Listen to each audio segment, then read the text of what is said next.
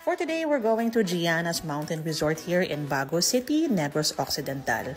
1 hour away lang siya from Bacolod City and very easy lang siya puntahan. Just follow Waze and be prepared for lots of zigzags. They have lots of parking space and yung reception area nila is also found in the restaurant if you're planning to stay overnight. Yung room namin was found right in front of the restaurant, so it was quite convenient, lalo na pag may kasamang bata and you have lots of requests like extra towel, extra soap. Now that we've checked in, ayan, kita nyo naman, konting walkathon lang and kita nyo na kagad yung pool, well-maintained at napakaganda ng view of Negros Island. Hindi rin crowded yung place even if pumunta kami on a Sunday tapos holiday pa the next day. Kitang-kita nyo rin yung Mount Canlaon right across from where we are, diba? Napakaganda.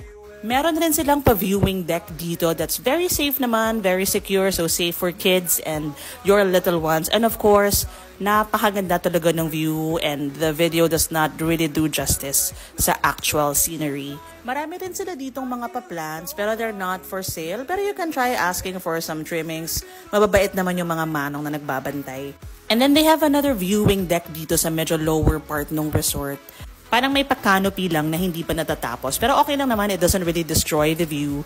So this place is very safe for kids, families, couples, team bondings. So what are you waiting for? Go na here for your next adventure.